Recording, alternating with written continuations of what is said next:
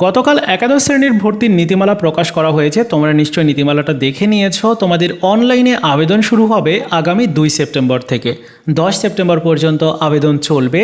তোমাদের অনেকের প্রশ্ন যে ভাইয়া এইবার আবেদনের সুযোগ আসলে কতবার দেওয়া হবে, কেননা এই নীতিমালাতে আসলে আবেদন কতবার করা যাবে সেই বিষয়টা উল্লেখ নেই। আজকের ভিডিওতে এই বিষয়টি নিয়ে আলোচনা করব, তাই এই সকল ইনফরমেটিভ ভিডিও পেতে এই চ্যানেলটিকে সাবস্ক্রাইব করবে।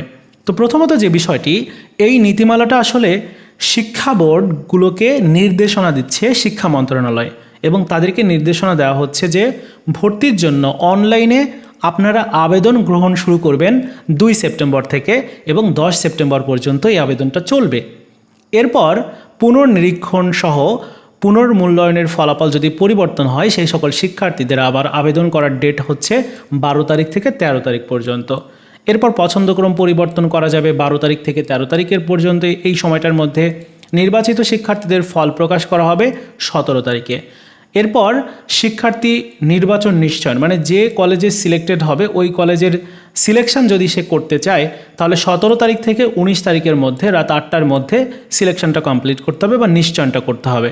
এরপর ভর্তি 20 তারিখ থেকে 22 তারিখ পর্যন্ত, ক্লাস শুরু হবে 23 সেপ্টেম্বর। তার মানে ক্লাস শুরু যেহেতু 23 সেপ্টেম্বর থেকে, আবেদনের সুযোগ তাহলে কতবার? এখানে কিন্তু সেই বিষয়টা উল্লেখ নেই।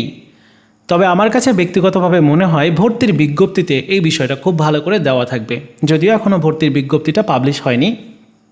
তো তোমাদের অনলাইনে যে আবেদনটা, এটা প্রথম পর্যায়ের আবেদন, মানে এই যে 2 তারিখ থেকে 10 তারিখ, এটা হচ্ছে প্রথম পর্যায়ের আবেদন। প্রথম পর্যায়ে যারা আবেদন করবে তাদের ফলাফল দিবে 17 তারিখে। 17 তারিখে রেজাল্ট দেওয়ার পর দেখা যাবে অনেক শিক্ষার্থী সুযোগ পাবে না বা চান্স পাবে না, কোনো কলেজই পাবে না।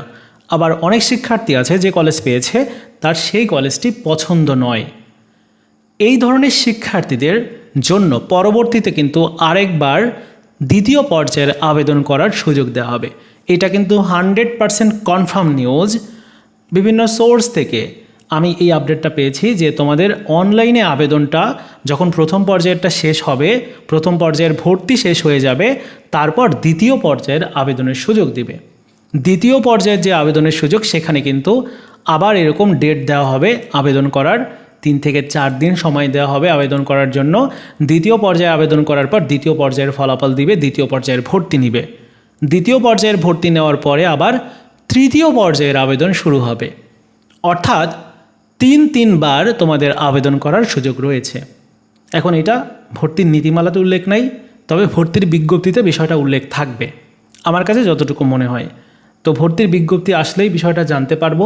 যদি ভর্তির বিজ্ঞপ্তিতে বিষয়টা উল্লেখ না করা থাকে, তাহলেও কিন্তু তোমাদের দ্বিতীয় পর্যায়ে তৃতীয় পর্যায়ের আবেদনের সুযোগ দেওয়া হবে। 100% তোমরা কনফার্ম থাকো। তার মানে আবেদনের সুযোগ হচ্ছে 3 বার। বেসিক্যালি এরকমটাই হয়। অনেক সময় আসন যদি ফাঁকা থাকে, অনেক স্টুডেন্ট যদি এখনও পর্যন্ত ভর্তি হতে না পারে, সেই ক্ষেত্রে চতুর্থ পর্যায়ের আবেদনের সুযোগ দেওয়া হয়, যেটা সম্ভবত গত বছর না আগের বছর দেওয়া হয়েছিল। সো বন্ধুরা, তোমাদের একাদশ শ্রেণীতে ভর্তির জন্য অনলাইনে আবেদনের সুযোগ রয়েছে 3 বার। তো এই ছিল ভিডিও। দেখা হচ্ছে নতুন ভিডিওতে। ভালো থাকো সবাই, ধন্যবাদ।